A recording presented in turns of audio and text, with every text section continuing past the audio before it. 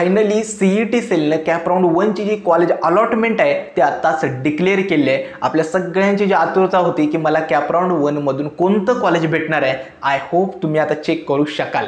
ठीक आहे, तर कॉलेज अलॉटमेंटची जी लिंक आहे रिझल्टचे म्हणजे कॉलेज अलॉटमेंट चेक करण्यासाठी ते मी डिस्क्रिप्शन बॉक्समध्ये देतोय। त्या लिंकवरती क्लिक करून तुमचे डिटेल्स टाकून तुम्ही तुमची कॉलेज अलॉटमेंट आहे ती चेक करू शकता। आता जर तुम्ही त्यावेळी क्लिक केलात ना तर तिथे एक प्रोव्हिजनल अलॉटमेंट लेटर येईल, ते डाउनलोड करून ठेवा। ठीक आहे, ते टेम्पररी असतं, ते लागतं आपल्याला।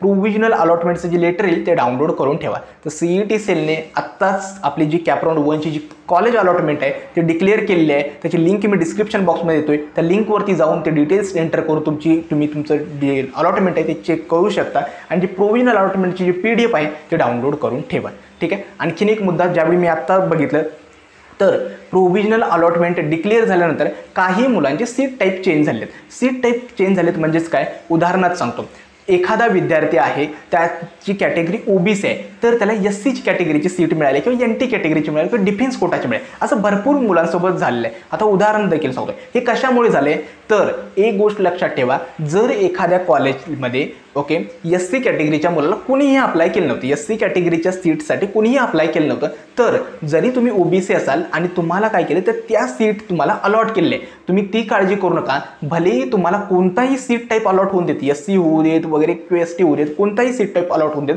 जी तुमची कॅटेगरी आहे तीच फी तुम्हाला भरावी लागणार आहे। ठीक आहे, आणि तेच बेनिफिट तुम्हाला भेटणार आहे। त्यामुळे सीट टाईप वेगळा मिळाला आहे, मला हे मिळाले ते मिळाले याचा विचार करणं सोडून द्या। भलेही कोणताही सीट टाईप मिळाला असाल तरी सुद्धा जी कॅटेगरी तुमची आहे त्यानुसारच तुम्हाला फी डिटेल्स वगैरे भरावे लागणार। आता सगळ्या मुलांनी काय करायचं आहे, कमेंट सेक्शनमध्ये तुम्हाला कोणतं कॉलेज मिळालंय ना ते मला नक्की कळवा, जेणेकरून मला सुद्धा अंदाज येईल की खरंच मुलांना कोणती कॉलेजेस वगैरे मिळाले। ठीक आहे, तर सगळ्यांना माझ्याकडून शुभेच्छा। मला माहिती आहे नक्की तुमचं कॉलेज जे मिळालं नाही ते चांगलंच मिळालेलं असेल आणि एखादे काही मुलं अशी पण आहेत ज्यांना कॉलेज अलॉट झालेलं नसेल, तर काळजी करू नका। आपल्याकडे कॅप राऊंड 2, 3, 4 तीन कॅप राऊंड हातात शिल्लक आहे।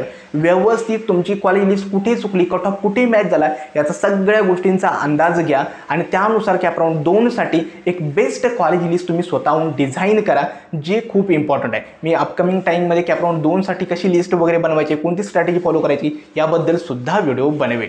ठीक आहे, तुर्तास तरी आपली कॉलेज अलॉटमेंट आहे ते डिक्लेअर झाले। जे कॉलेज मिळाले मग ते भले टॉपचं मिळू द्या अगर लोअर मिळू द्यात, ठीक आहे, जे कॉलेज मिळाले ते ॲटलिस्ट ॲक्सेप्ट करा।